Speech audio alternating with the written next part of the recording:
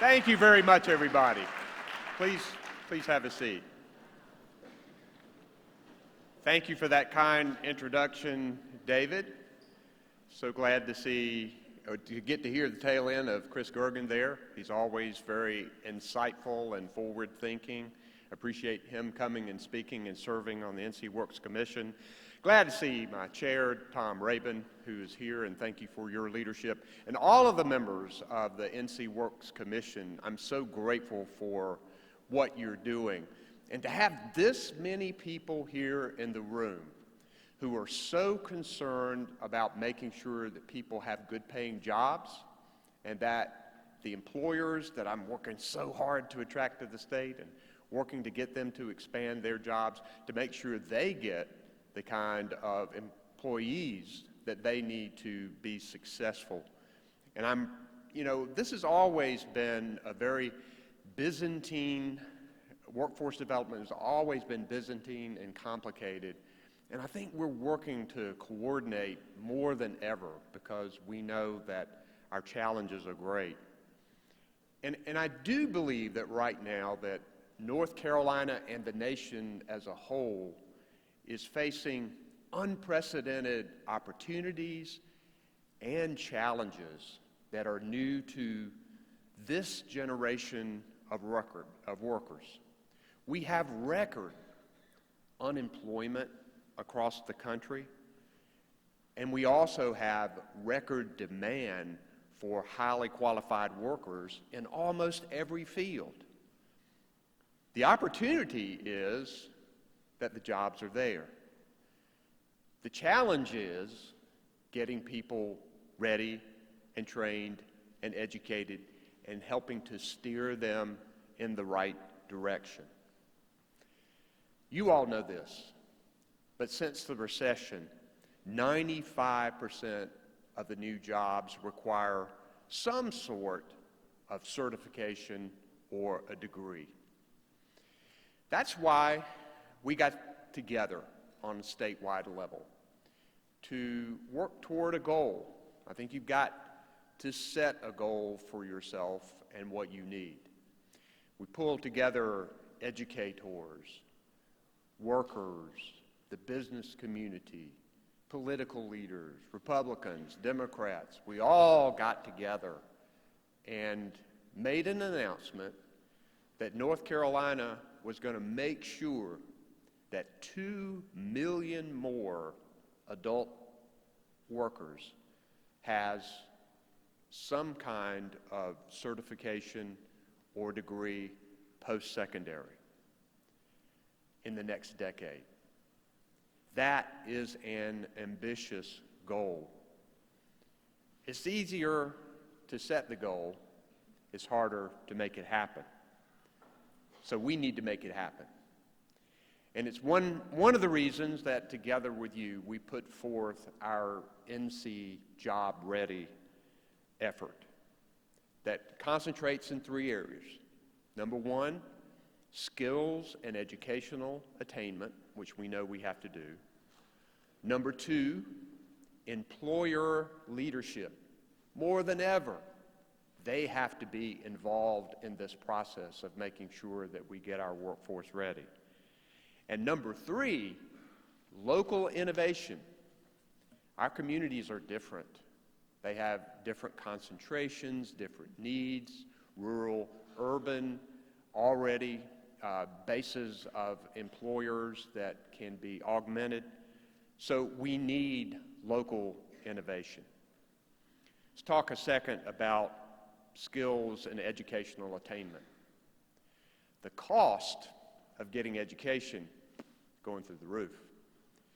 All you have to do is look at the college loan debt that's out there and talk to any of employees on my staff across the state facing significant payments on those college loans.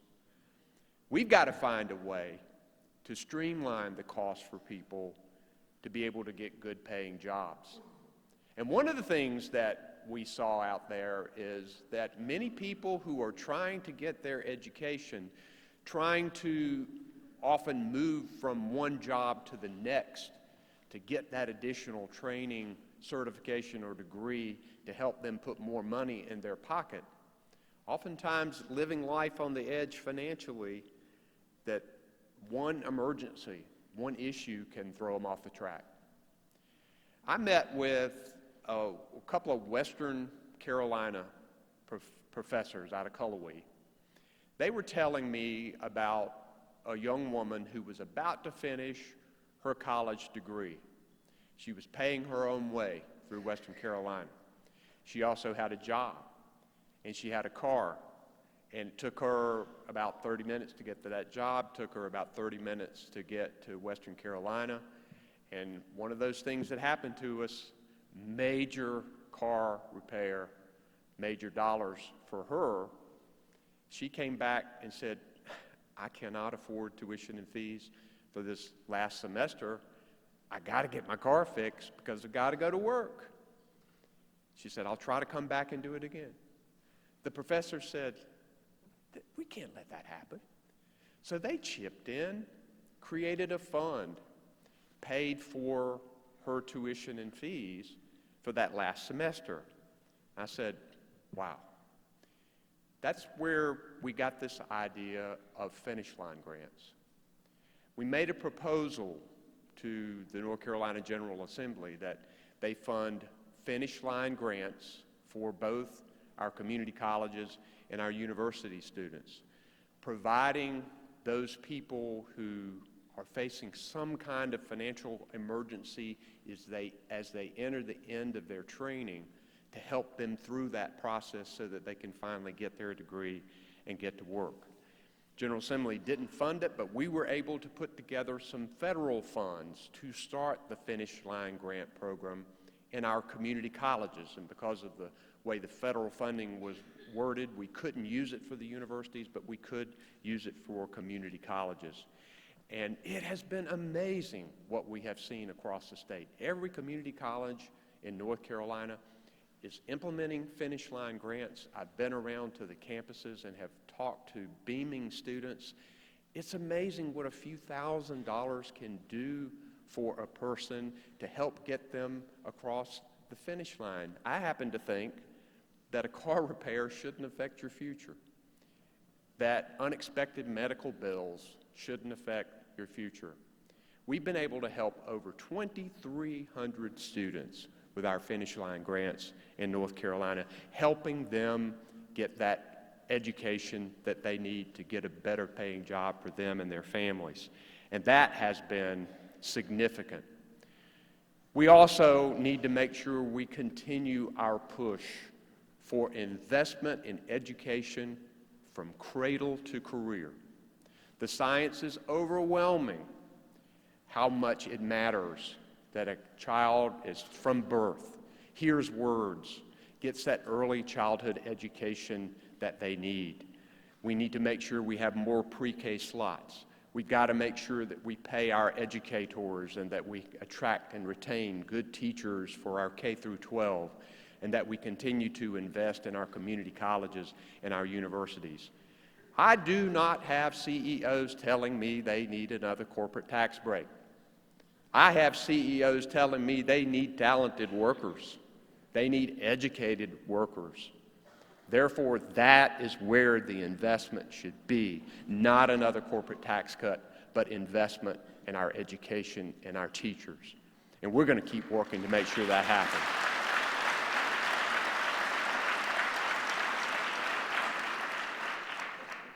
In our skills and attainment, we've also put in place more work-based learning, and I thank you for the good work that you're doing to help us with internships and more apprenticeship programs. Apprenticeship programs are coming back, and some employers are a little hesitant to do it, but many times when they implement it, it is something that they say, wow, we should have been doing this all along.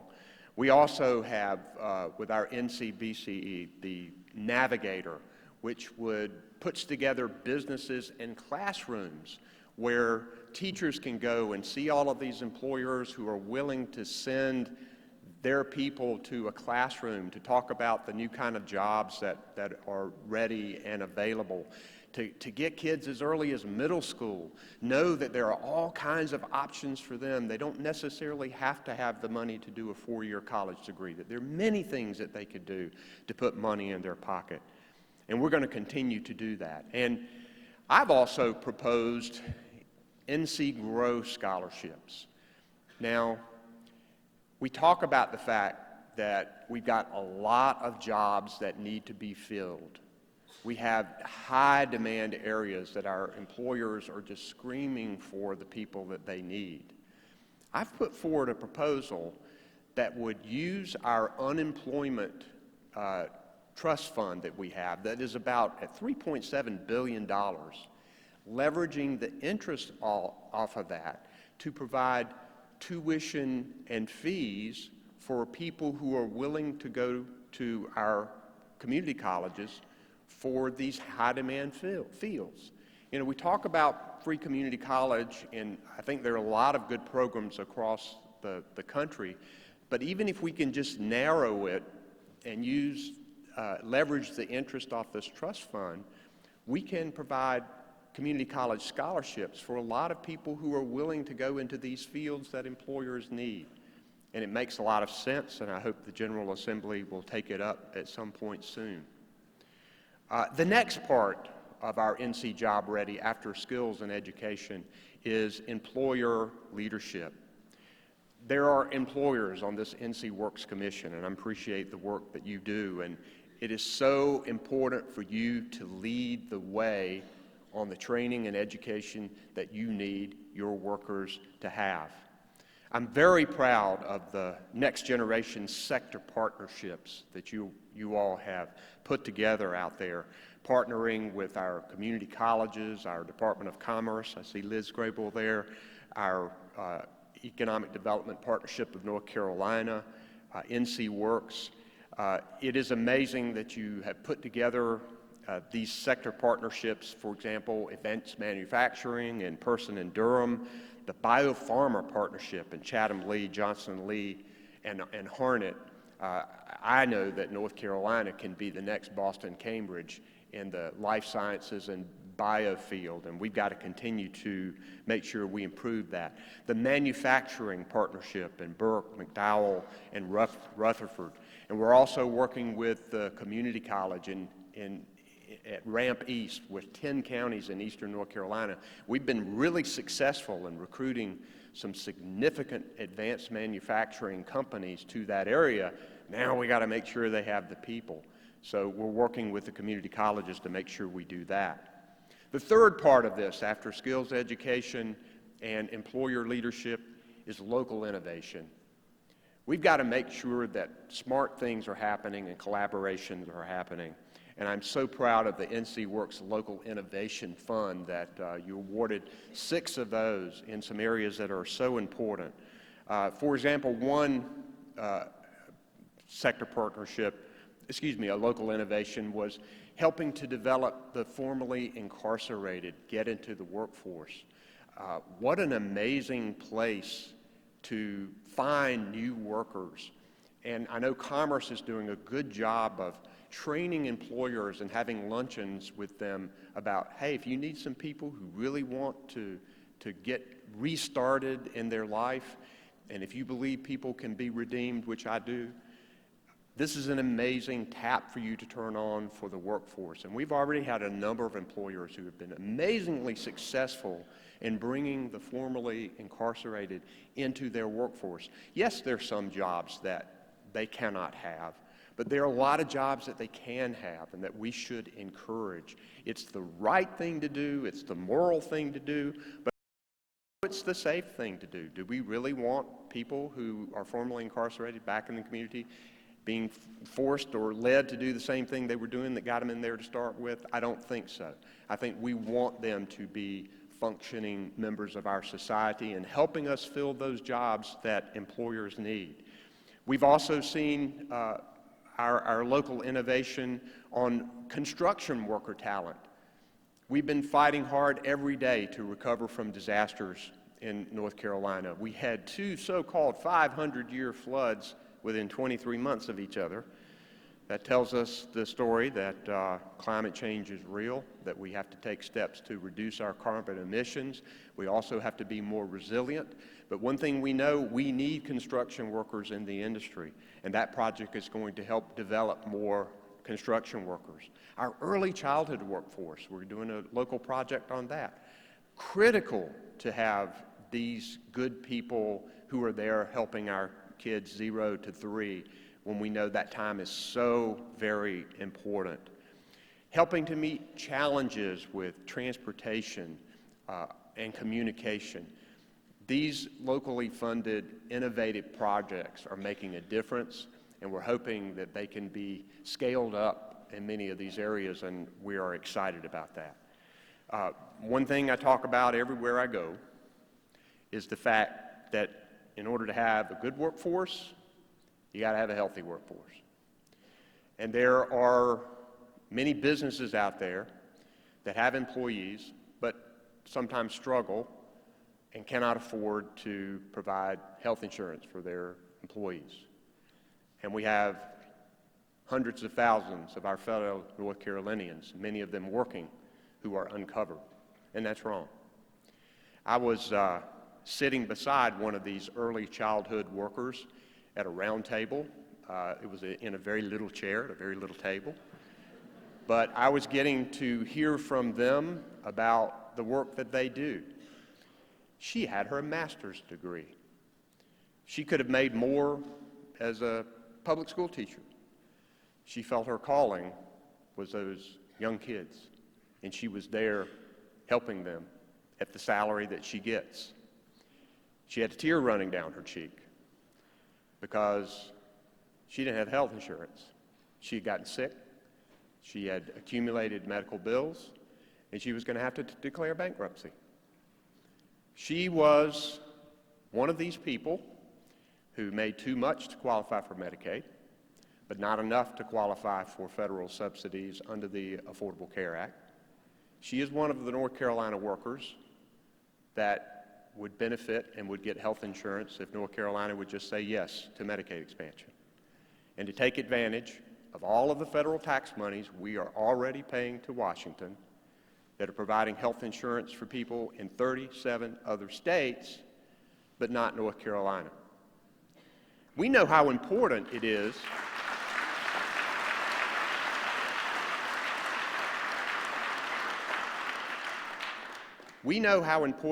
to have these early childhood educators, and do you know that 1 in 5 of them have no health insurance?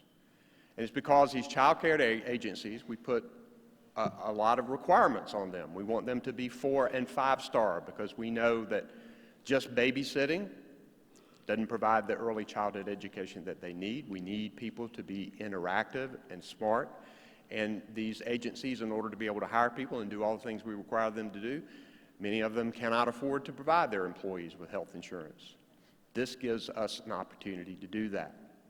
We also know that when you talk to employers, the opioid addiction crisis is affecting the quality of their workforce. When we would expand Medicaid, you're going to get more people covered with mental health treatment and substance use disorder treatment. Red and blue states have done this. I talked to, Mike Pence, when he was governor of Indiana, expanded Medicaid. I was talking to former Republican Governor John Kasich of Ohio, and when I first thing I did was won the debate of which state was first in flight.